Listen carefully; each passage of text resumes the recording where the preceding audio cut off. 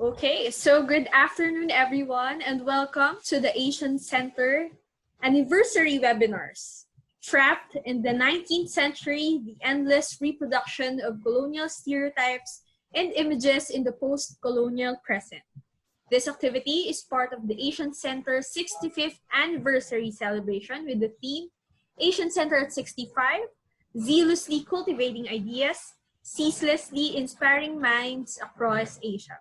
So for the coming weeks, there will be a series of activities to celebrate the Asian Center anniversary. We hope you'll continue to participate and learn with us with the help of various experts and professionals. So we aim to make this webinar series a platform for knowledge exchange among students, faculty, researchers, and other professionals despite the ongoing public health crisis. So to officially open our webinar, please welcome the Dean of the UP Asian Center, Dr. Jofe B. Santarita, to give us the opening remarks. Thank you, Danae. Despite the threat of Typhoon Ulysses and the pandemic, let me wish you a pleasant afternoon. To those who are doing their online shopping, happy 11/11. This afternoon is the opening salvo of our month-long celebration of the 65th anniversary of the Asian Center from 11/11 to 12/12 until December 12, 2020. Established as the Institute of Asian Studies in 1955, the Asian Center has evolved not only as a graduate degree granting institution, but also is envisioned by our founder as the World Center rather than Philippine Center for the Study of Asia. In 1968, the Institute received a new mandate from the people of the Philippines expressed in the Republic Act 5334. This act declared a national policy to develop a closer and broader contact with our Asian neighbors in the field of scholarship to attain profound studies on Asian cultures, histories, social forces, and aspirations. So under this new mandate, the Asian Center laid a new course. In fact, then UP President Salvador Lopez pointed this out when he said that having retraced our primal roots and origins, we should go on from there toward a rediscovery of all mankind. To do this, we need to look farther afield than we have been doing and try to recast our identifications. For many Filipinos, Asia is still enshrouded in Western stereotype and legend. They are unaware of other countries belonging to the so-called third world, which are in many respects like ours, and which exist in precarious security at the periphery of the great powers. Such condition, unfortunately, is almost basically the same 5 decades ago. So to meet the more pressing demands of the present, the Asian Center now operates on the general objective, which is to bring the reality of Asia to the Philippines and the Philippines to the rest of Asia. To realize this, the center has adopted the aim of becoming a regional center of Asian studies, which will bring together students and scholars interested in the study of Asia in order to promote mutual awareness among the peoples of Asia through the center's facilities and activities. Following this mandate, I am happy that Dr. Professor Farish Noor of Nanyang Technological University in Singapore has graciously accepted our invitation to deliver an important lecture by looking at the representation of Southeast Asians before, during, and after the 19th century, and also by looking at Southeast Asian modes of self-representation identification today, and ask if we have really stepped out of the long shadow of the 19th century. So thank you very much, Professor Farish, for this opportunity. I am looking forward, along with our distinguished participant, to listen to your thought-provoking discussion. May I also invite you to the following activities that we prepared for this month-long activity, such as the Ayurveda lecture sponsored by the Indian Ministry of Ayush and the Indian Embassy in Manila this November 13, the lecture of Dr. Michael Fass on November 18, our Tri-College alumnus, on the dialogical look at masculinity and religiosity among Filipino males, launching of Prof. Peter Baumgard collection on November 25 with Dr. David Henley and Chancellor Michael Tan as speakers, and hopefully the launching of the book Toyota in the Philippines 30 Years and Beyond in Nation Building in early December. So I hope you can join us in one or all of the succeeding virtual programs through the help of the UP Diliman Computer Center's platform. Again, I officially welcome you to this activity and to the University of the Philippines Asian Center. Magandang hapon po at maraming salamat. Thank you, Dr. Santarita. So before we start, just a few house rules or guidelines. So questions should be posted on the Q&A panel below the video screen. We have a button below the video screen. So questions will be answered either live or through comments in the Q&A panel. So messages sent to the chat box located on the right part of your screen or for presenters and attendees. So the host reserves the right to remove in-webinar participants who send rude and inappropriate questions or messages. So we understand that we may have differing opinions on the topics that we have. However, we would like to remind everyone that this is an educational discussion and everyone is expected to express their thoughts in a professional manner. Okay, so to introduce our speaker for this afternoon, may I call the AC College Secretary, Professor Rolly Talampas.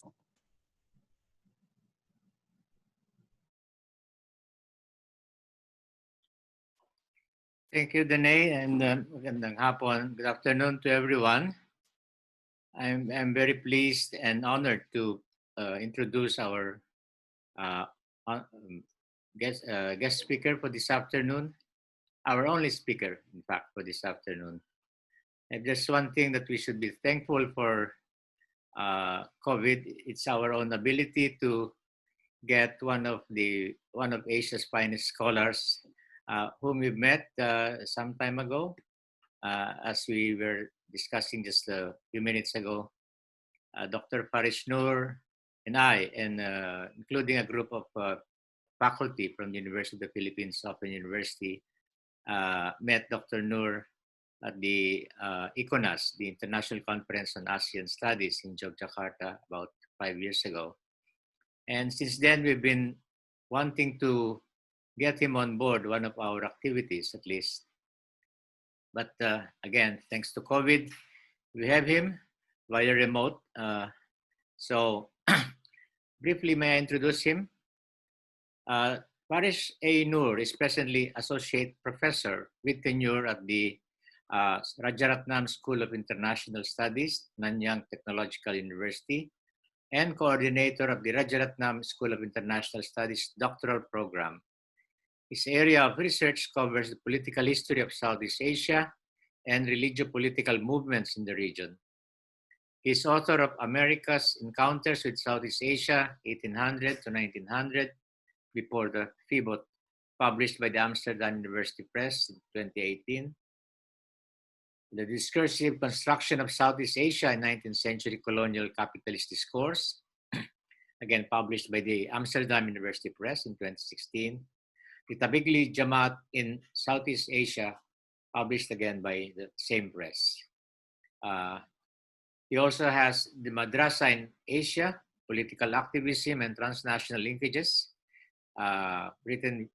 co-written with Martin van Rubenessen and Jojender Sikan as editors. He also has Islam Embedded, the Historical Development of the Pan-Malaysian Islamic Party, 1951 to 2003, published in Kuala Lumpur, 2004. He's also a member of the United Nations Panel of Experts on Religion and Politics. Professor Noor received the Teaching Excellence Award in 2017. Ladies and gentlemen, Dr. Farish Noor.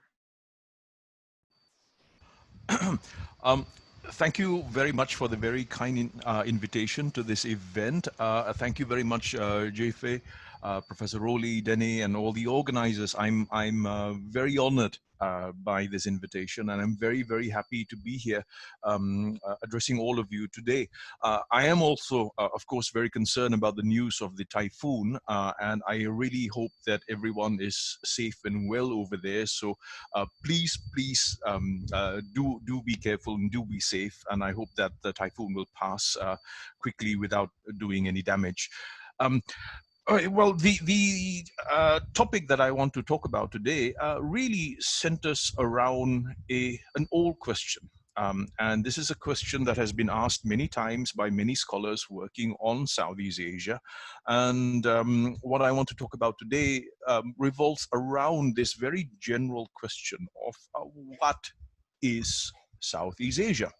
Now, of course, this is a question that I ask myself because I consider myself academically a Southeast Asianist. I work on both contemporary Southeast Asia and historical Southeast Asia, with a particular focus on Southeast Asia's colonial past and its connections with Western imperialism and colonialism.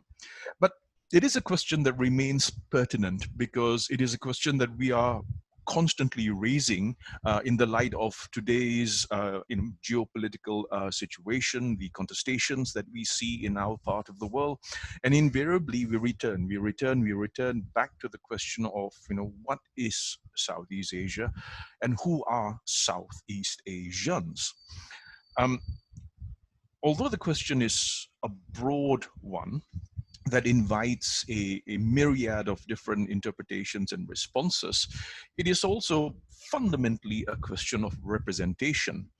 And if there's one thing that has occupied my academic attention over the last few years, it is the modes of representation and the power of representation in not only the domain of politics, but also the domain of knowledge production. So when I was invited to give this talk, I thought I would talk about, this constant struggle that is still ongoing among many of us in Southeast Asia to define ourselves and to represent ourselves, the representation. And so fundamentally, this will be a talk about representation and images and the power of images. What I would like to do at the beginning is basically provide all of us with a kind of historical accounting of how Southeast Asia was initially seen and framed in the writings of a succession of European writers and thinkers and scholars and explorers from the 16th century all to the 19th century. And I think this is important because, as we know, identities are relational and we are never simply who we are also what others see us to be and how others represent us. What I would like to show as I go along is how this understanding of Southeast Asia, a particular Western Eurocentric understanding of Southeast Asia, has not only become sedimented and in a sense fixed or arrested over time, but it has actually also evolved. And if we were to go back 400 years and look at some of the earliest representations of Southeast Asians and compare them to the way in which Southeast Asia and Southeast Asians were depicted in the 19th century, we can see very clearly that the 19th century is a very important period in our history. It's an important period in our history because the 19th century really was a time when all the modalities of knowledge production, all the modalities of empire building, all the modalities of colony building, the enormous power differentials between East and West, between Southeast Asia and the Western world had grown to such an extent that we, Southeast Asians, effectively lost the means to represent ourselves. And it's in the 19th century really that a very narrow, fixed, arrested image of Southeast Asia and Southeast Asians emerged. And my question, as I raised at the beginning, is: have we really left this? Have we really stepped out beyond the long shadow of the 19th century? But for me to proceed, let me go back and begin this historical overview. And what I want to do really is show how Asia was seen, understood, depicted, reproduced, and represented over a long period of time. So let's go back, and I'm looking for the images that I have in my own personal collection And by the way, the images I'm about to show you, most of these images from books and texts are actually from my own personal library. One thing, as a bibliophile myself, I've been obsessed with collecting early writings of Southeast Asia, and I'm fascinated not only by the writings but the images that accompany these writings. And of course, these images are actually very, very powerful images in so many ways. It is true when people say that images are in many respects more powerful than words. So let's start with one very, very early image. This is from Sebastian Munster's Cosmographia, dated 1598. And when we look at these very early images of Southeast Asia and Asians, if you look closely at the image here, the Asian, as understood by Europeans in the 16th century, were really no different from Europeans, because Europe is encountering Asia for the first time. So immediately, these early European artists and scholars and writers understood the non-European world through a very Eurocentric lens. And I find it quite quaint, almost charming, when we look at these early images, and there we have a sample of two quote-unquote authentic Asians who bear an uncanny resemblance to perhaps the ancient people of Europe. This projection of Europe upon Asia and Africa continues throughout the 16th and 17th centuries, and we see a very interesting dynamic at work during the initial stages when the Europeans first begin to arrive, and establish a visible presence in our part of the world.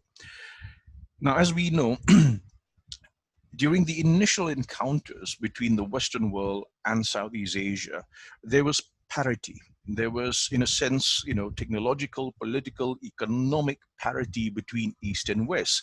And in this respect, Southeast Asians of the 15th, 16th, and 17th centuries, themselves saw Europeans as equals, simply because the great power differentials, especially military power, military power and naval power, were not so pronounced then. Early European understandings and early European impressions of Southeast Asia are also interesting, because when we look at the images that were produced from the 16th to the 17th century, what is evident is that there's clearly an enormous amount of admiration and respect. So I point you to this image, and this is from the work of Theodorus de Bry, and the images are by his sons, Theodore and Israel de Bry, produced in the year 1601. Now, if you're wondering who that rather interesting gentleman is, that is a European depiction of the Sultan of Banten. Banten in 1601, of course, was an incredibly important port city in Southeast Asia, ranking alongside places like Malacca and very much plugged into an international, global, pan-Asian trading network. It was the success of Banten that partly, accounted for how and why the Europeans were so interested in Southeast Asia. And although Theodore de Bry himself never went to Southeast Asia, his images were based on narratives collected from European travelers, European merchants who had gone to Southeast Asia and who had come back, and who had then related these stories of the great wealth that they saw in Southeast Asia. So here we have the ruler of Banten, a Javanese king. And when we look at the other images produced in the same work by de Bry in 1601, the Europeans are fascinated by the maritime culture of our part of the world, the maritime culture and the maritime industry and the maritime technology of Southeast Asia. And this includes not only Java, but of course the Philippine Islands, the Indonesian islands, the trading polities along the coast of the Malay Peninsula, the Burmese coast, the Vietnamese coast, etc., etc. So we have these images of industry. Yeah, Southeast Asians are portrayed as mercantile people, merchants, travelers, seafarers of considerable esteem. There is an element of respect that we see in these early depictions of Southeast Asia as seen from a European perspective. Now, this respect for the other, the ability and the inclination to see Southeast Asians as civilized, developed, advanced human beings endowed with rational agency and economic agency and political agency. Now, this image, this early image, is the thing that will change. It will change, sadly for us, as a result of the geopolitical shifts that take place in Europe and the emergence of the new European empires, particularly from the 17th century onwards, the rise of new, increasingly powerful European states. First, the empires of Portugal and Spain, but later, from the 17th century onwards, the trading empires, the colonial capitalist empires of the Dutch Republic, of England, and later France as well. So from these early images of a dynamic, a complex, a rich Southeast Asia, by the time we get to the middle and late 18th century, we begin to see how the images of Southeast Asia begin to adapt and change. They change because of the arrival of a new economic mindset. And the next few images actually come from the work of Wouter Schouten, who was Dutch and a functionary, a member of the Dutch East India Company. And the Dutch East Indies Company, of course, as we know, would eventually emerge to become one of the two great militarized, weaponized trading colonial conglomerates in world history, along with the British East India Company. And Wouter Schouten, writing in the middle of the 18th century, views Southeast Asia through the lens of a European colonial capitalist. He views Southeast Asia as a potential market that could be subdued, could be controlled, could be dominated, and could be colonized to serve the economic interests of the Dutch Republic and the Dutch Empire later on. So it's not surprising that when we look at Wouter Schouten's work, we see images such as this. This is again the port of Bantam. This is the port of Jepara. This is the port of Malacca. Note, the emphasis on commercial infrastructure. This is a colonial company man who is surveying the landscape of Southeast Asia, looking for points of commercial contact, where to trade, how to trade, who to conquer, which ports to control, which ports to dominate and colonize. And it's interesting also that, this is a lesser known image of the port of Arakan in Burma. He sees the whole of Southeast Asia as basically a network of key trading centers. But while he sees Southeast Asia as a network of trading centers, let's ask, how does he see Southeast Asians, the people who live in these trading centers? And here we already begin to see, by the middle to late 18th century, the beginnings of that shift when Southeast Asians are no longer seen as, the economic equals, the political equals, the cultural and civilizational equals of Europeans, but rather as, races apart, different from Europeans. And in the work of Wouter Schouten in particular, I'm somewhat fascinated by the way in which we already begin to see the early workings of a kind of theory of racial difference, the way in which Wouter Schouten, as he depicts the various communities of Southeast Asia, also begins to rank them according to the most civilized and the less civilized. So in this image, you may be wondering, what is this image about? Now, this is an interesting image because this image is an image of the Mardika community in Batavia, Dutch Batavia, present-day Jakarta. The Mardikas were basically freemen. These were Asians or mestizos who may or may not have been Eurasian. Some of them were Eurasian, some of them were Asian, but these are the Mardikers, the freemen, who had somehow gained an almost equal status to Europeans by virtue of their service to the colonial company.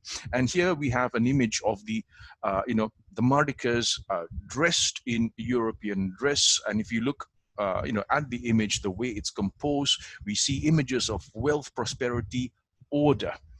Now, contrasting these Mardikers, who are almost European, seen as the closest equivalent to the white European, would be the native communities of Southeast Asia. And then we begin to see these early depictions of Javanese. This is supposed to be an image of a Javanese couple. And we can already see the contrast between the way in which the native Javanese of Java and the Mardikers, who are part of that colonial enterprise, are being depicted.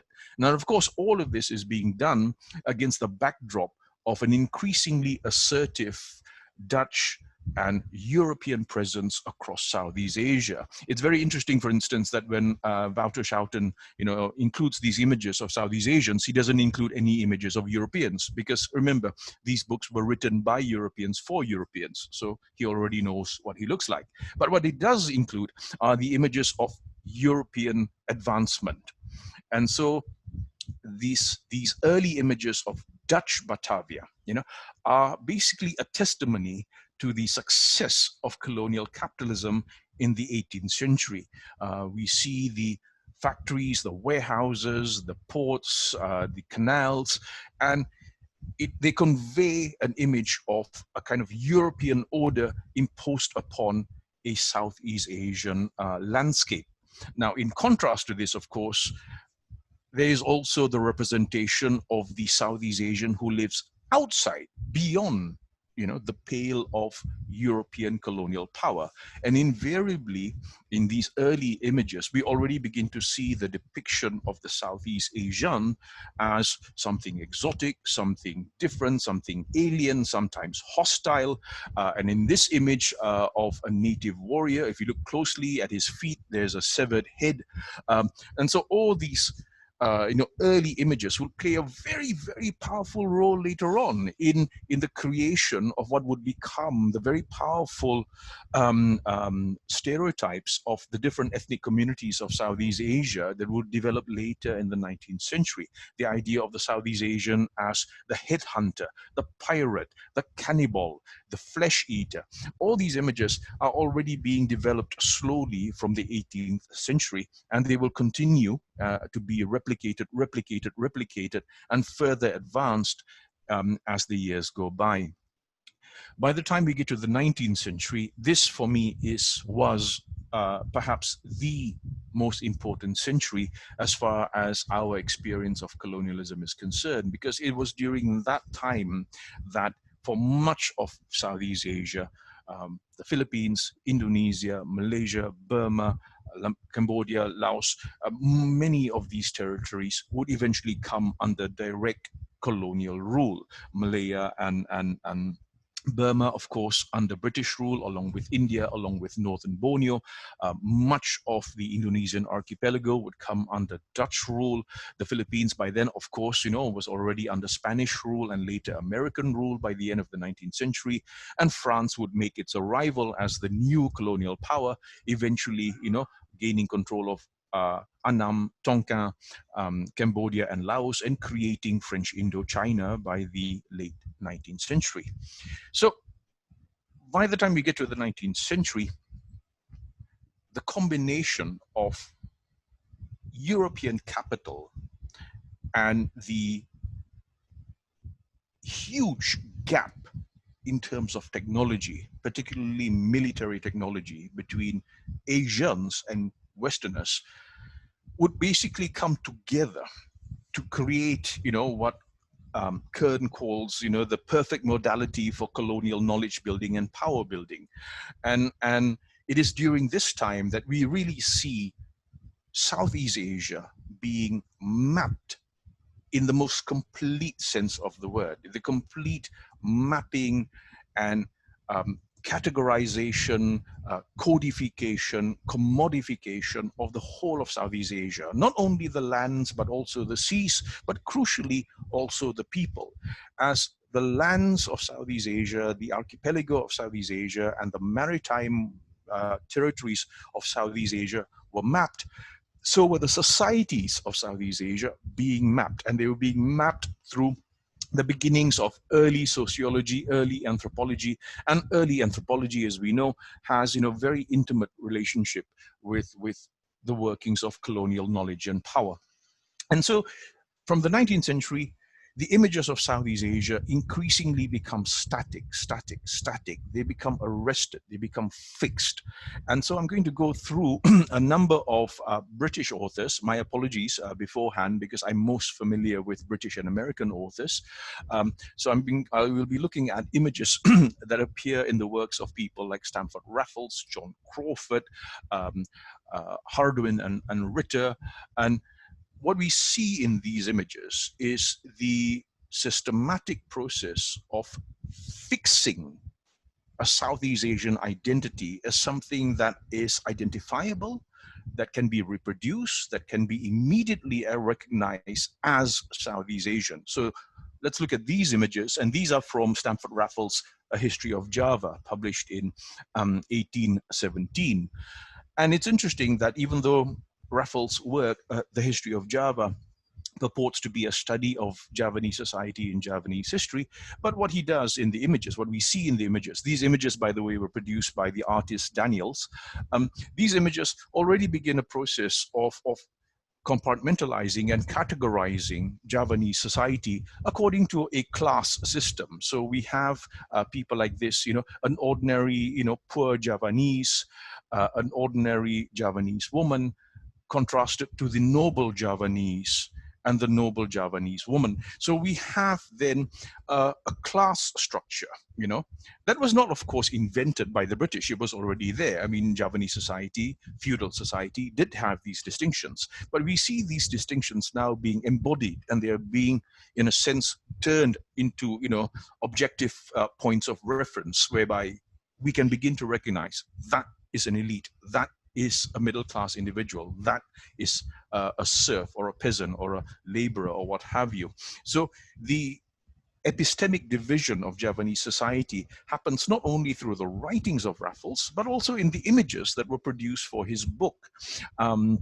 Then as the century continues, and as the colonial powers expand across Southeast Asia, that racial hierarchy that I mentioned earlier, the manner in which Southeast Asians were seen as separate races, separate subspecies, if you like, gains currency. It gains currency at a time in Western history when, in both Western Europe and in North America, theories of racial difference, which today we regard as pseudo-scientific, become increasingly popular. Partly, of course, because these theories of racial difference provided a justification for the slave economy of places like the southern states of America. So while you have, on the one hand, pseudo-scientists like Josiah Nott, propounding the idea that the human species, the human race, is not one human race, but rather separate races, and that these races can actually be organized hierarchically between the superior races and the inferior races. We see these ideas being exported to our part of the world, to Southeast Asia as well. And this becomes particularly evident in the way in which different ethnic groups are given different treatment. So this image that you see, this comes from the work of Frank Marriott, written in, printed and published in 1846-48, where Marriott, writing about his time in Borneo, North Kalimantan, attempts a kind of ethnographic study of the different races of Borneo. And we see then, the reiteration of the idea of the savage Southeast Asian. Unfortunately, the victims of this were the Dayak communities of Kalimantan, who were themselves an incredibly complex, group of different ethnic groups with different languages, all lumped together into one general group as the Dayak, and the Dayak gets, presented again and again and again and again as the violent, warlike, Southeast Asian other. So when we look at the images from the work of Marriott, we see these images of warriors, and here we have a Malay chief from Sulu. Here we have Ilanun, quote unquote pirate, which becomes a constant theme in a lot of fictional writings in Europe at the time. We begin to see, when we look at Marriott's images, Southeast Asians that he focuses on are all men, and they're all warriors. Contrast this to the earlier images from Raffles, where we see the so-called gentle Javanese, who are either peasants or aristocrats, and compare them to the people of Borneo and southern Philippines, who are seen as warlike, violent, piratical, etc., etc. We can see what's happening here. Yeah, clearly, the different communities of Southeast Asia are being reduced. They're being reduced in a very reductive and centralizing manner, where their native traits are seen as biological. They are inherently either passive or backward or slow or violent or vicious or piratical. All these tropes and stereotypes are being produced in the 19th century, primarily in the form of texts and narratives. But for me, equally important are images like this that, in a sense, encompass, this very Orientalist perspective. Then, apart from these studies, we have works by Dutch scholars like Paralea. This is Hardwin and Ritter, their studies of Javanese, and you see that there's really no difference. A kind of consensus emerges, particularly between British and Dutch scholars and painters and artists, on the correct way to depict Southeast Asians, complete with all their exotic, difference and their sense of peculiarity and difference and contrast to the Western norm. Occasionally, however, you also have some authors who really push this, really push this to an extreme. And here, in these images, these come from the works of John Crawford from his book on Burma. And in Crawford's book, what is the most interesting thing about Crawford's book? I mean, Crawford writes an account of his mission, his diplomatic mission to the court of Ava in Burma, before Burma is entirely colonized by the British. And what is interesting about it is that even though it's a book about Burma and Burmans and Burmese, he chooses, for his images of his book, individuals who I suppose today, we would regard as, individuals with physical anomalies. And so among the most famous image from his book, these images of the so-called wolf family from Burma that gets reproduced again. The figure you see on the left, for instance, this is the so-called wolf man of Burma. It was a individual who actually existed. It was a family of people who suffered from an unfortunate genetic disorder, which caused this facial hair to grow all over their bodies. And their story is a particularly tragic one, because after the British conquest of Burma, this family of unfortunates would later be brought to Europe and put on display in circus performances in Europe as a kind of freak show. And it's interesting that, in a book like this, which is about Burma and Burmans and Burmese, the images that Crawford chooses to foreground in his own writing are images that are clearly strange, alien,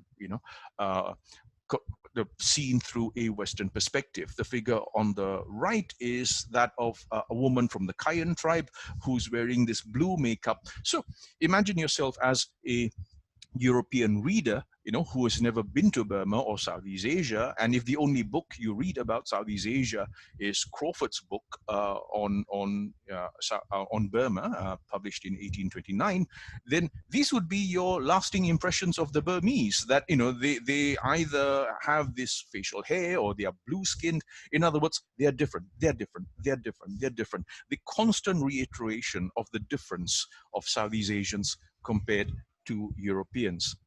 Now, by the time we get to the end of the 19th century and the beginnings of the 20th century, what we have then is the sedimentation of the image of Southeast Asians as fixed types.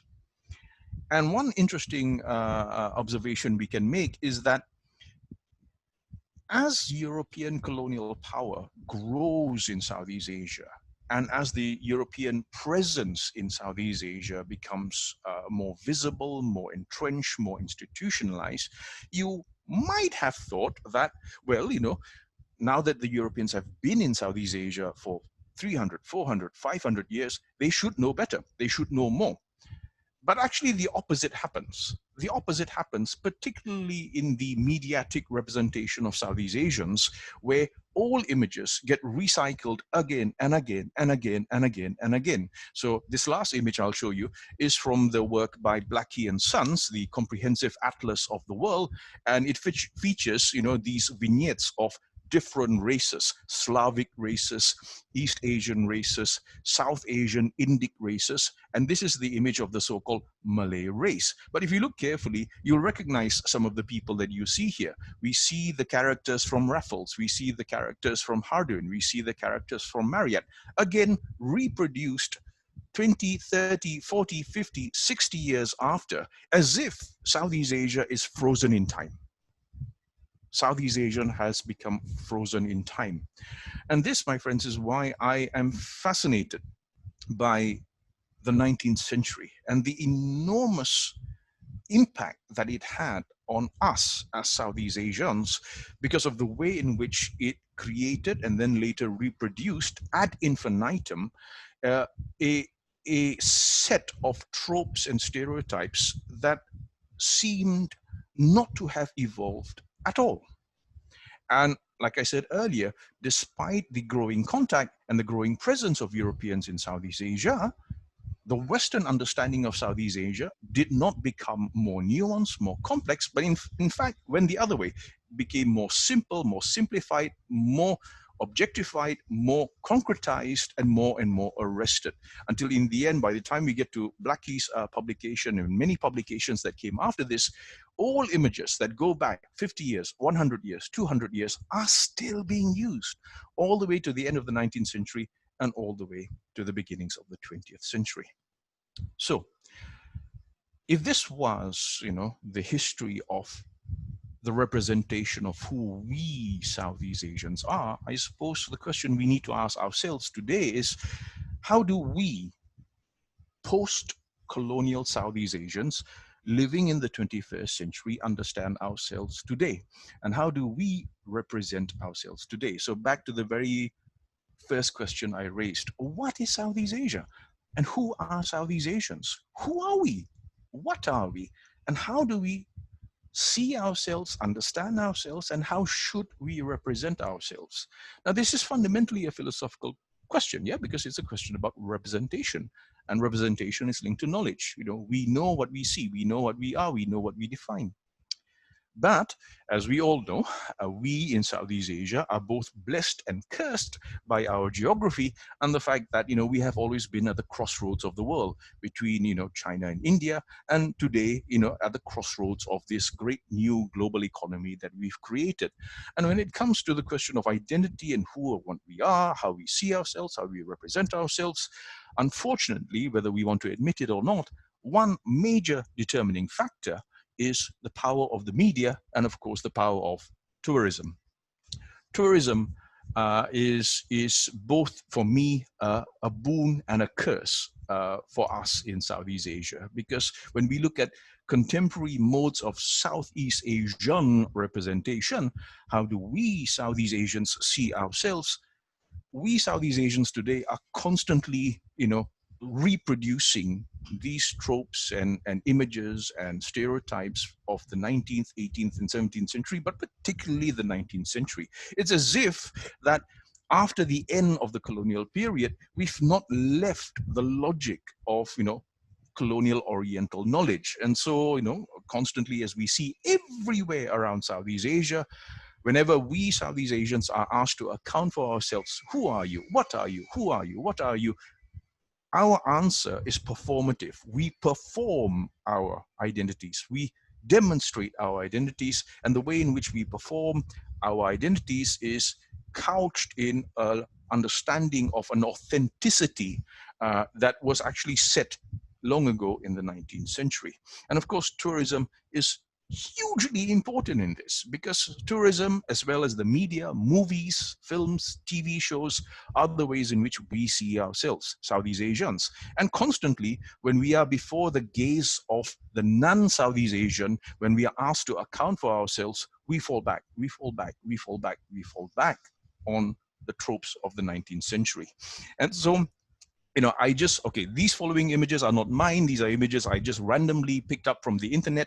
And I looked for, websites that promoted ASEAN or Southeast Asian identity. And I always find it interesting that whenever, we have websites, tourist sites, travel sites, media programs or whatever about Southeast Asianness, we fall back on, these early tropes that were solidified in the 19th century. And again, so much of this, like I said, is catering to a foreign, tourist audience. And of course, tourism plays an enormously important role in the way in which we understand and represent ourselves. And sometimes in the way that we represent ourselves, we adjust ourselves to suit, the tastes of the non-Southeast Asian viewer. And so we have, sometimes some awkward adaptations that are somewhat novel, somewhat quirky. And for instance, this is the first time I've seen a blue-eyed Dayak in my entire life. I've done quite a lot of fieldwork in Kalimantan, and I've never met a Dayak that looks like this. But this is there to cater to a Western gaze, to assure the Westerner that we are not that different, we are not that alien, we are not that strange. So you have all kinds of variants of the Asian stereotype being reproduced. And you can also have the old stereotype of the ancient Southeast Asia, the old Southeast Asia, the lost Southeast Asia. And this caters to another type of Western gazer or viewer who comes to us, who comes to Southeast Asia looking for authenticity, looking for, the authentic pre-modern past. And we, Southeast Asians, we provide this, experience of a pre-modern, pre-capital, pre-industrial authenticity that you can come and photograph and take selfies with and put on your Facebook afterwards. But of course, today tourism is also a very complex phenomenon, and there are all kinds of variants, that have emerged, from ecotourism to ethical tourism. But in all these instances, the tourist is still the tourist. The tourist is still the tourist, and the tourist seeks something different.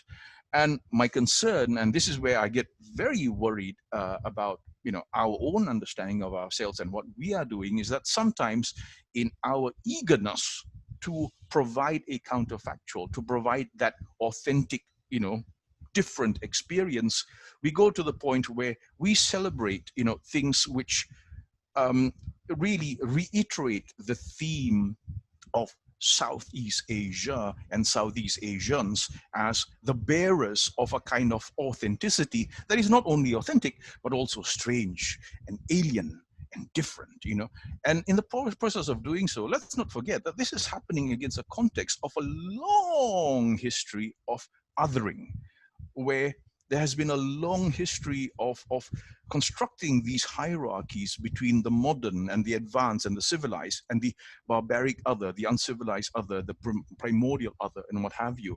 And I'm sometimes worried about the way in which even today, on websites, on tourist sites, in advertising campaigns, when we promote our Southeast Asian alterity, it is this sort of stark difference, that we project. So this is an image of the finger cutting ritual that takes place in island Southeast Asia.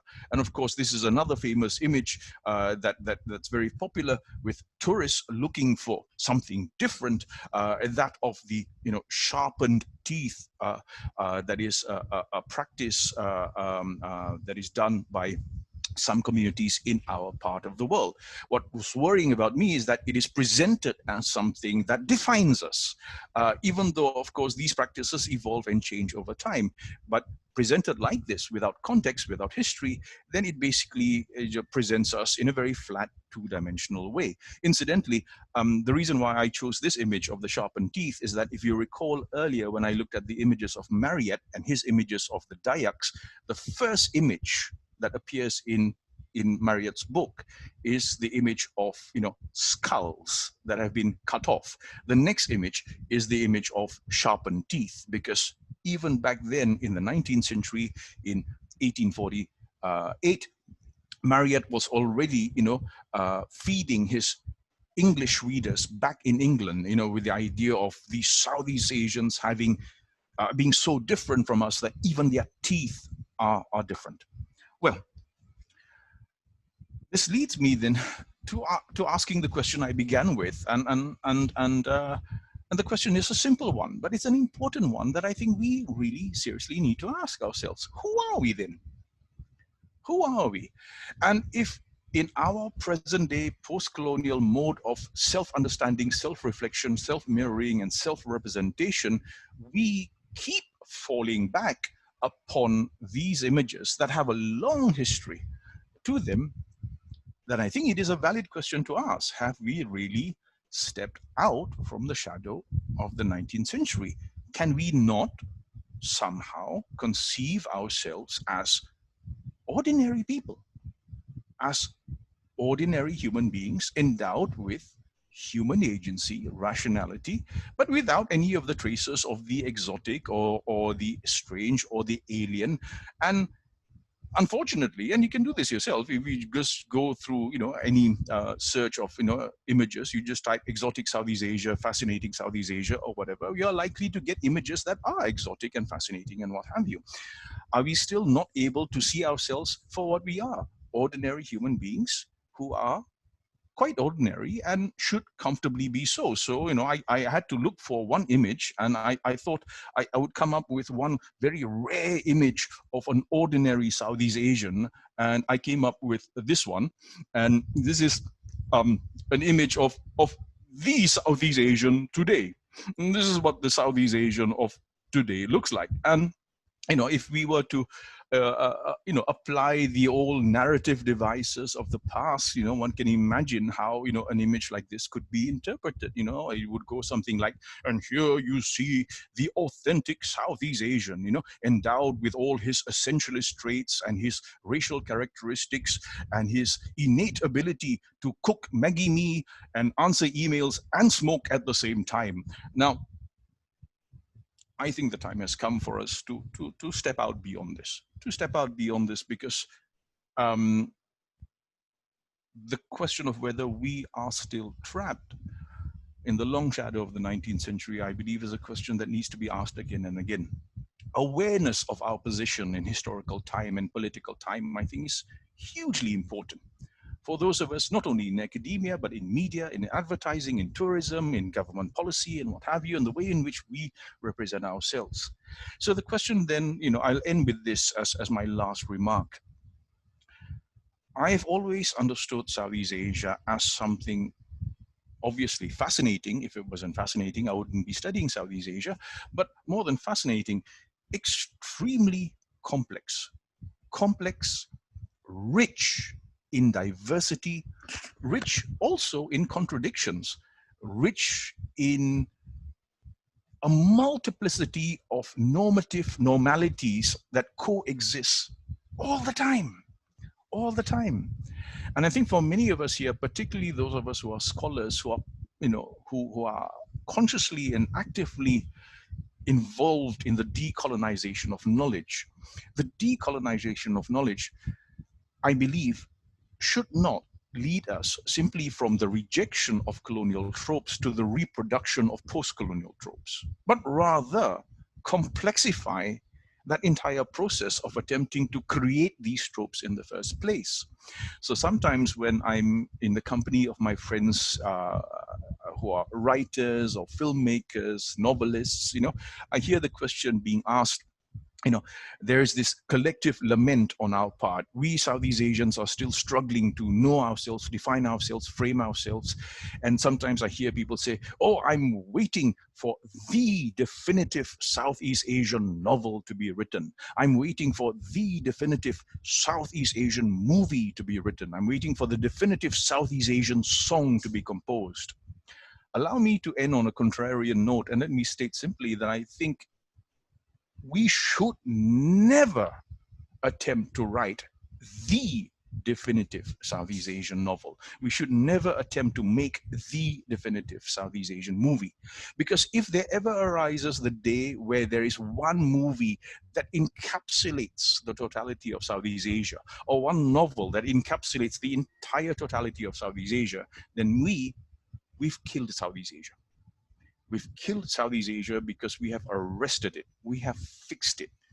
And that would be the culmination of this project of fixity, of semantic arrest that began 400 years ago with that colonial encounter.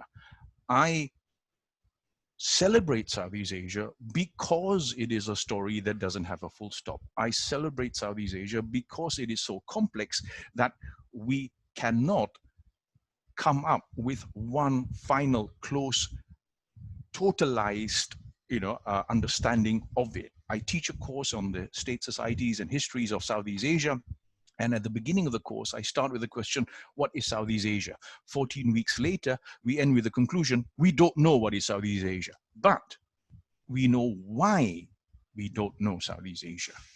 Because Southeast Asia is a work in progress. It's constantly evolving.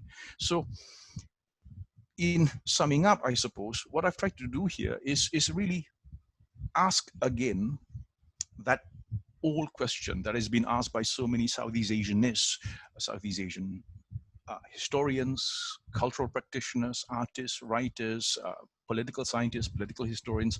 What is Southeast Asia?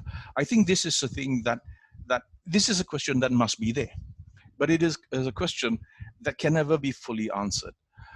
I do believe that now more than ever, particularly when we look at the state of Southeast Asia and also all these radical contingent, eventualities such as COVID, for instance, that has happened, it has provided us with ample opportunity to really ask many questions: who we are, what we are, where are we, how do we locate ourselves, how do we contact, how do we work, how do we collaborate? This is a hugely fertile time for all of us to raise such questions. And I think in the spirit of this constant inquiry, where I would like to see Southeast Asians critically engaging with the question of Southeast Asianness, then I think this, I hope, would be in keeping with the general theme of the 65-year celebration of the center.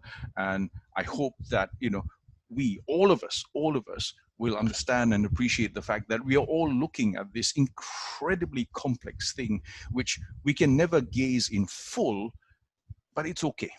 It's all right not to have the full final picture, because even the glimpses that we have are already rich as they are. Thank you very much. Thank you very much, Prof. Noor, for that excellent presentation. And it is very important I know that it is very important for us to know how the different people in the world view Southeast Asia and how this affects how we view ourselves as Southeast Asians. And sometimes we really try to know ourselves, but it's really a complex idea that we cannot now fully comprehend. So it is through these platforms that we try to understand, we study here in the Asian Center, we try to understand Southeast Asia as an identity. Okay, so now we have a couple of questions already. So let us proceed to the question and answer here. Okay, so, okay. As a history teacher, I'm quite confused about the idea that at first the Europeans were accepting us without any racial discrimination. Historically, Portugal and Spain were motivated to enslave our people and to gain more resources from Southeast Asia. I also learned from Dr. Zeus Salazar, a UP professor, that Filipinos were mentally manipulated by the Spaniards to think that we as Asians, especially Filipinos, were destined to serve the Spanish um, the Spanish. So that is why Dr. Sue Salazar explained that there are 4 ways to see a country's identity. So there's the pantayo, pangkami, and the views of our identity. So he wants the person who asked this wants to learn more about this gap and to ask the justification and how the author of their source reconcile this gap. Thank you very much for that. Now, obviously, let's remind ourselves of 2 things. There is, I think, a tendency, particularly in some, not all, but in some instances of post-colonial scholarship, to somehow present the colonial past in very neat dialectical terms. They were bad, we were good. Now, again, we have to be honest here. Yeah, it didn't take Europeans to come here to enslave us and to invade us, and Southeast Asians were already killing each other long before Europeans came. Yeah, we too have our own modes of othering, our own modes of seeing the other, the enemy, and of course these hierarchies were there. But when I talk about racial difference, we have to be very specific here. Obviously, in the early encounters, especially with the arrival of the Spanish and the Portuguese, remember, Spain and Portugal arrived to not only Southeast Asia, but also South Asia and Africa at the tail end of basically the Crusades in Europe. So it's a combination of that missionary goal and also an ambition to expand their empires. But these early periods also witness, for instance, a lot of intermixing, and this was actually common up till about the 18th century. Not only the Spanish and the Portuguese, but also the Dutch and also the English. If you know your history of British colonization of India, for instance, in the early period when Britain conquered Bengal, its first real center of power, there were a lot of Anglo-Indian marriages, and hence the creation of what exists until today, what we call the Anglo-Indian Community. These are Bengalis who are married to Englishmen. Why? Because while there was an understanding of different nations, different hierarchies, powerful nations, weaker nations, superior nations, weaker nations, the idea was that human beings are still members of the same species. The Dutch did the same in Indonesia. There were a lot of Dutch Javanese, Dutch Sumatran marriages that took place. Now this changes. This changes from the late 18th and particularly the 19th century with the arrival of scientific racism. So when I talk about race, I'm talking about race in a very scientific way. I'm talking about race as a biological idea. This is the beginnings of scientific racism that really takes off. In the American School of Ethnography, with people like Josiah Nott, Louis Agassiz that I talk about, who by the 19th century said, no, you cannot have this. You cannot have this because we are not the same species. They are an inferior species. They are an inferior race of beings. They look like us, but they are not fully human. Remember, this was an important idea for the slave economies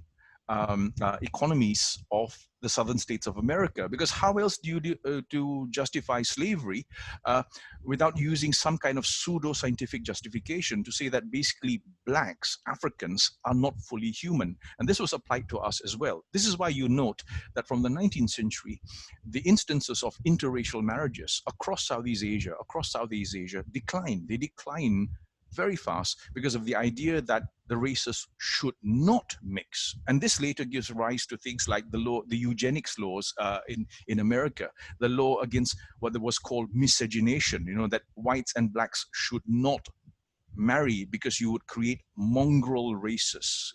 And so race for me is something very specific. So I'm talking about a particular 19th century understanding of race. But of course, to go back to the original question, yeah, it's right.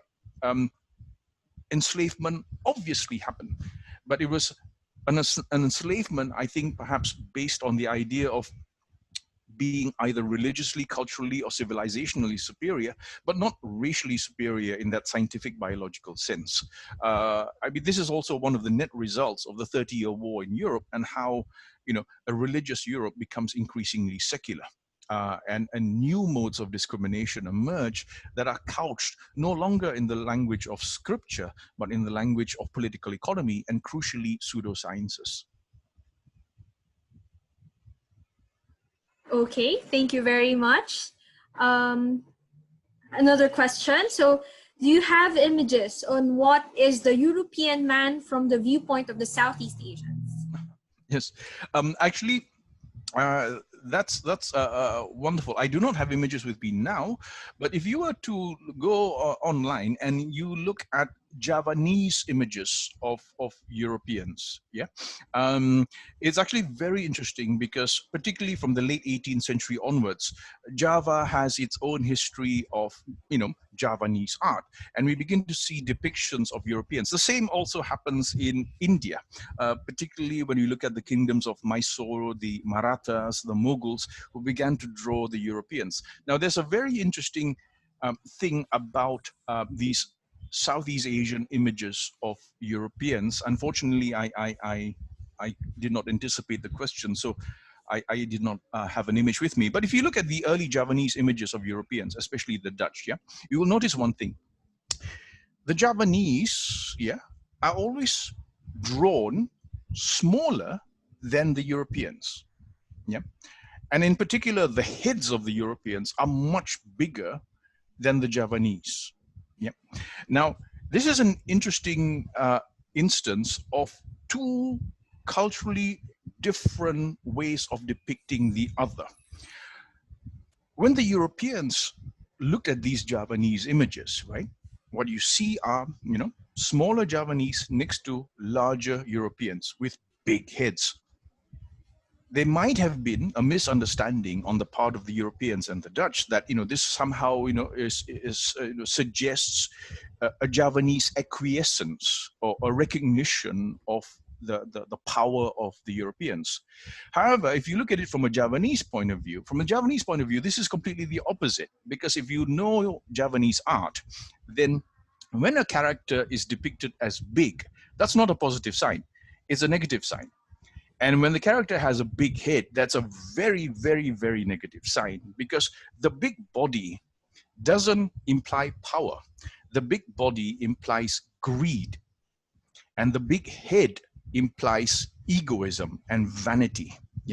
Whereas from a Javanese perspective, the noble person, the good person, would be depicted small, simply because the person who is figuratively small has more self-control and is therefore able to actually control their passions. And so here's an interesting case of cultural miscommunication. Now, like I said, I don't have any images of Javanese paintings, but I do have next to me, on the wall next to me, some images of Javanese shadow puppets. So I'm going to turn the camera and see whether you can see this. And if you see, these are the sort of medium size figures. And here you have a contrast of the big figure and the smaller figure. Now, again, to an untrained eye that is not familiar with the Javanese aesthetic, then you might think, oh, the big figure is the stronger figure. No, it's not. The big figure is actually the weaker figure, because the big figure with the big head and the big nose and the big eyes, he's the weak person who can't control his passion. He can't control his greed. He can't control his mouth. He can't control his desire. So he wants and he wants and he wants. And I find that very interesting when we look at these Javanese images of Europeans, because here you then see an attempt by Southeast Asians to represent the European from a very Southeast Asian perspective. So there's ample stuff here, and I'm not the best person for you to ask, but if you talk to historians of Javanese art, there's a lot that's been written about this, and it's a very, very fascinating subject. And the same, by the way, happens in India. The English in India were always depicted with really big heads and, for some reason, enormous noses, and that's because, again, it's a sign of pride and arrogance and greed. Okay, so before I proceed, I would just like to acknowledge the presence of our former CSSP Dean, Dean Grace Aguiling Dalisay. She is now the System Director of the UP Ugnayan ng Pahinungan. She's an attendee for our webinar today. Okay, so I'll proceed to the next question. This is from Shariful Mansoor. Isn't the idea of Southeast Asians as exotic also partly the foundation of our nationalism? And wouldn't the eradication of the Southeast Asian as exotic also negate our sense of nationhood? Well, exotic for me is always a term. I mean, the term exotic is not descriptive. It is not like saying, you know, here's an apple, here's an orange. These are descriptive terms. Exotic is normative. And the moment you say something is exotic, it brings with it a host of other assumptions and assumptions about strangeness, about peculiarity, about difference. And of course, once we have difference, we have hierarchies.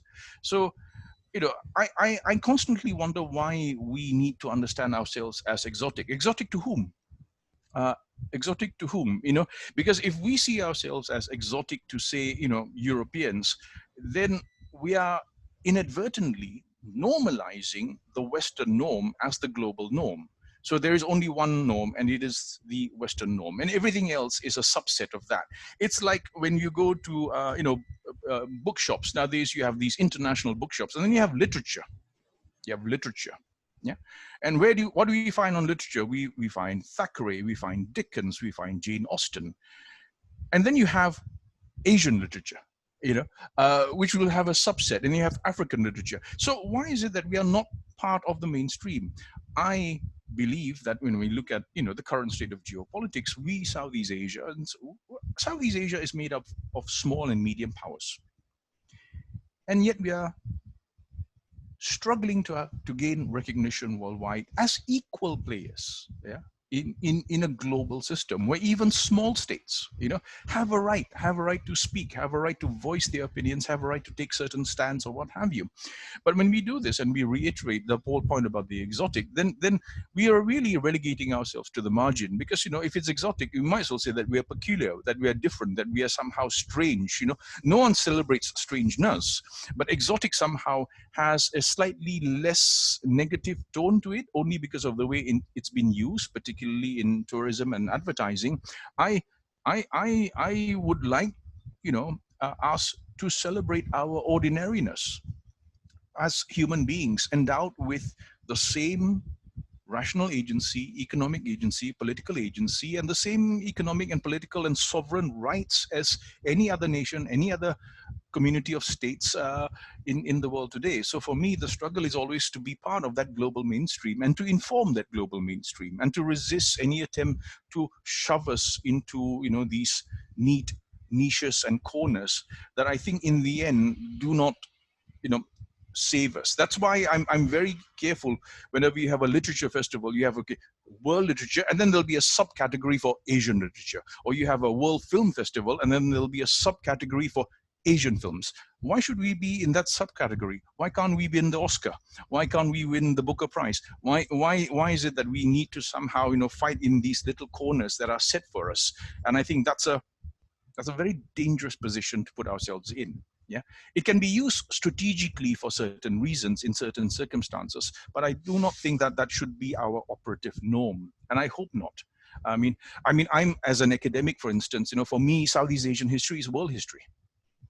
And for me, Southeast Asian philosophy is world philosophy. I do not want our histories, I do not want our philosophies to be put on that separate rack under the category of Asian. You know, why isn't Ibn Khaldun put on the same rack as you know, Thomas Hobbes or John Locke? You know, why are we always, you know, being put in these separate categories? So we can shine, but you can shine in your little corner. You shine in your little corner, but don't challenge the big boys. And I think that's a very dangerous move. I think that's a very dangerous move for us. So I constantly resist, you know, self-exoticization whenever I can. No, I mean, it's perfectly all right, by the way, to be ordinary. You know, I mean, I'm a very, very ordinary guy. I'm a very ordinary, boring guy, and I think it's a good thing to be ordinary and boring, because a lot of productive work can be done there. Okay, so there are a couple of questions here that deal with how Southeast Asians counter the images that were presented by Westerners. So can you share how the Mali natives responded to colonial production of knowledge? Yeah. Well, if the question is a historical one, then of course there's a lot of resistance. Yeah, there's a lot of resistance in terms of a counter-writing. I would refer you to the work of my very good friend and colleague Peter Carey, who did a lot of work, trying to make known to the world the very important Javanese text, the Babad Diponegoro. The Babad Diponegoro is basically a Javanese account of the Java War of 1825 to 1830, seen from a Javanese perspective, and seen from a Javanese perspective where the Java War was basically a war of resistance against a foreign occupying power. Yeah, and I think Peter Carey has done a great service to everyone by translating this into English and making it known. So historically, of course, even then, not only in Southeast Asia, in South Asia, in East Asia, we were already responding. However, and this is where the political economy comes in, unfortunately, of course, we are not in a position to enter that European market. So Southeast Asians were writing, but no one in Europe read us, because we had lost control. And this is for me why the 19th century is such an important century, because with that terrestrial and maritime conquest of our territories, we lost our connections to the wider world, not just Asia, but the world at large. So our ability to respond would always be a local response, a local response, a local response. And that local response then gets twisted and reinterpreted through an Orientalist lens when it's represented in the West as, native rebellion or, or native resistance or what have you. But there were, in fact, many attempts to respond to the realities of colonial rule.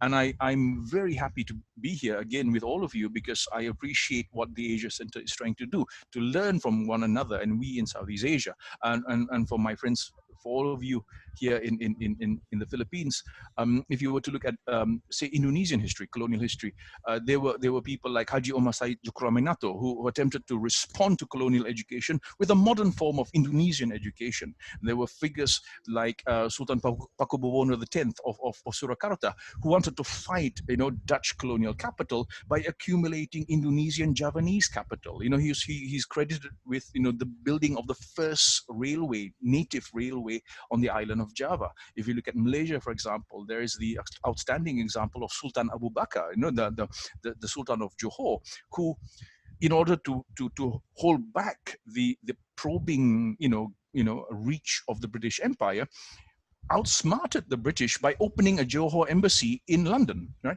So there are many instances like this. And I'm sure for all of us, this is a wonderful time for us to learn one another and look at these histories. I'm sure many of these histories are actually not even known to the people of their own countries, but what more, among us in Southeast Asia.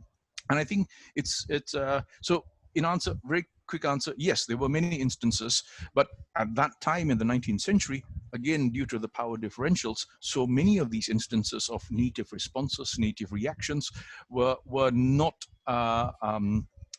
given due credit or recognition in the power centers of Europe. But that doesn't mean that it didn't happen. So for us, especially Southeast Asian historians, of course, there's an enormous amount of work that we still have to do. There's a lot of stuff we need to dig and dig and dig and dig and dig and dig. And we have to keep looking for these stuff. Because sadly, as we know, a lot of native records were also destroyed. During the colonial period. So a lot of these works were either destroyed or erased or forgotten. Okay, so we have a lot, really a Yes. lot of questions that we Yes, have, as you I'm can looking see. at the number, and I'm trembling in fear. So I think you really provoked their critical thinking here. Okay, so as much as we want to accommodate all the questions, we only have a couple of minutes to for the open forum. So I'll just handpick some questions. So here we have these printed representations in the 19th century are coarse, and as you emphasized, were made by and for the West. But to what extent were the Southeast Asians of the 19th century themselves part of and active agents in the image making and representation? Ah, that's a fascinating question, and it can be answered in two parts. Um, in the present period, what I find fascinating when I travel to some parts, not all, but some parts of Southeast Asia, is that I encounter, because like I said, I collect these old colonial books and these colonial images, but I'm always fascinated by how some of these images are still being reproduced today. In things like coffee mugs, t-shirts, posters, and things like that by Southeast Asians. And so I'm always fascinated by how and why, when we are looking for ideas for our own self-representation, we fall back on these images, partly because they have that patina of historicity, and so they look antique and they look nice. But I'm really surprised how the images from Marriott, for example, are still being used today and produced by Southeast Asians, for the tourist industry. So that's one thing I think that is worth studying. But during the time itself, well, what is interesting, of course, is that what we have in these images are basically the native other being objectified. And so let me share the screen and go back to the images. If we look at particularly the works of Marriott, I mean, when we look at these images, they're almost like butterflies, in a case.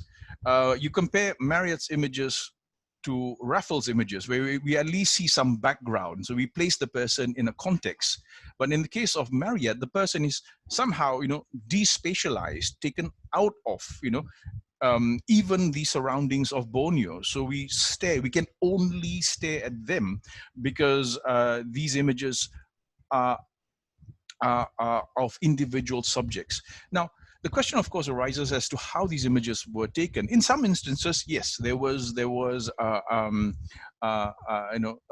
willful, deliberate cooperation. I mean, until today, right? People like having selfies taken, so you can think of this as a sort of 19th century selfie, and someone said, look, I'd like to put you in my book. And there were definitely instances where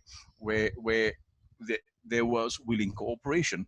But another under-researched aspect of this is the instances of perhaps, well, not coercion, but circumstances where the Southeast Asians were not able to say no.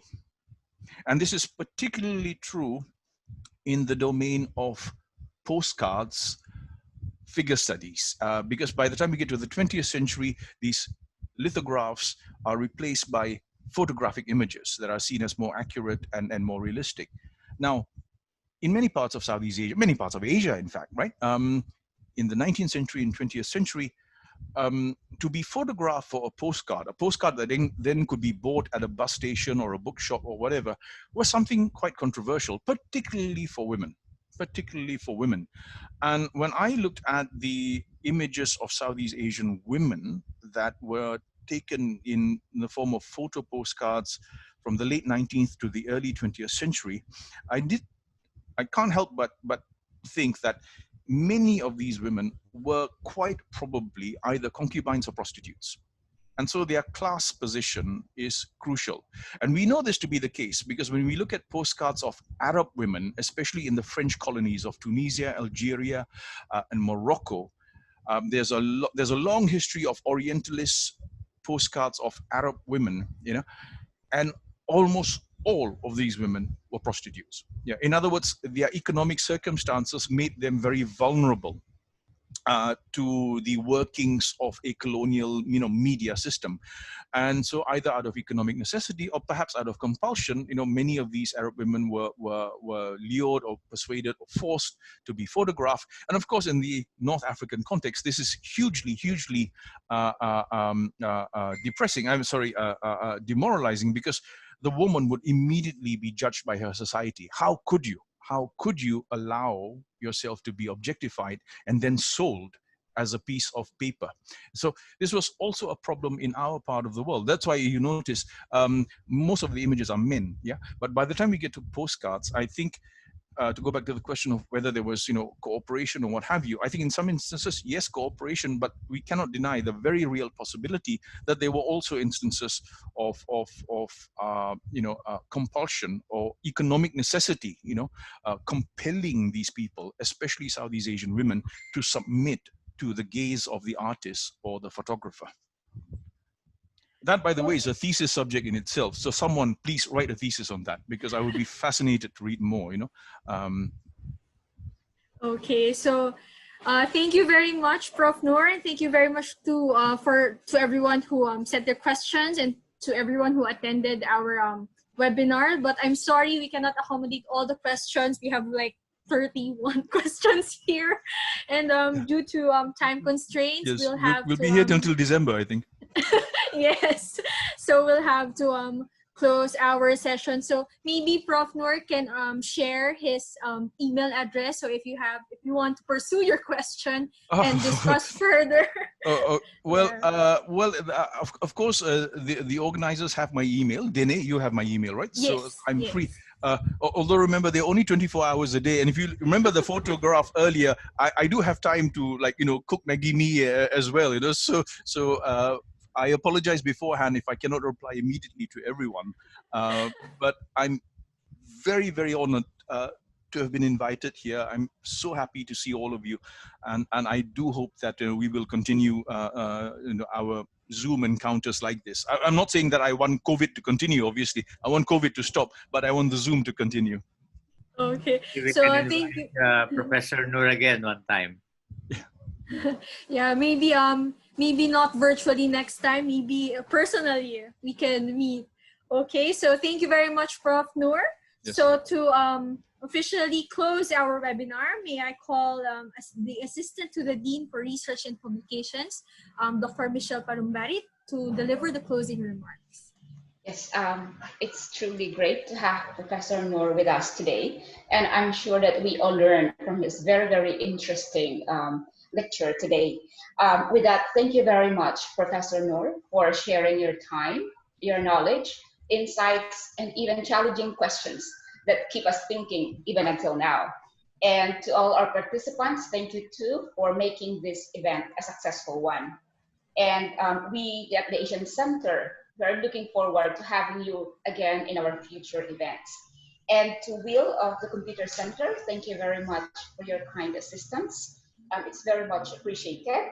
And with that, again, thank you very much all for coming. Stay safe. Ingat po tayong lahat. Yes. Good afternoon. Thank you very much, Dr. Palumbarit. So before we end this webinar, I'd just like to remind everyone that the recording of this webinar, because I know that you were really invested in this webinar, so you might want to rewatch this the talk of Prof. Noor. So this will be posted in the Asian Center website, and also this is part of the Asian Center webinar series for its 65th anniversary. So I'd like to share our next or upcoming activities. Our upcoming activities for this month of November. Okay, so we have on November 18 next week. November 18 next week at 10 a.m. we have Pagkalalaki at Makajos, a dialogical look at masculinity and religiosity among Filipino males. Sorry, on November 13, this Friday, we will have the Ayurveda Day in partnership with the Indian Embassy at 11 a.m. So on the 25th of November, we'll have the virtual launch of the Peter Boomgaard Southeast Asia collection. And we're gonna extend our anniversary to December. December 2, we'll have recent developments in inter-Korea relations. So we'll probably talk about North and South Korea relations here in this webinar. So I hope you'll join us in our upcoming events. And for more details, visit our website, ac.upd.edu.ph, and follow our Facebook page. So, and if you're not yet part of our mailing list, please do so. Please become part of our mailing list for more details, updates about our activities like this. So again, before we end, thank you very much, Prof. Noor, for being with us this afternoon. And to all the attendees, thank you very much for coming and for being participative and engaging here in our webinar this afternoon. So before we end, can we have this obligatory photo op, please? of course. Okay, so please Sir Janus, Jane, if you Okay, I'll take care of this. Okay, so I'll count. 1, 2, 3. Ay, hold on. 1, 2, 3. There you go. Okay, so thank you, Computer Center, for being with us. Thank you, Prof. Noor. See you. Thank you. Hopefully, All the best. personally. Yes, Good please luck be with your safe. Zoom day. Yes. Take care then. And thank you again. Thank you. Thank you again. You.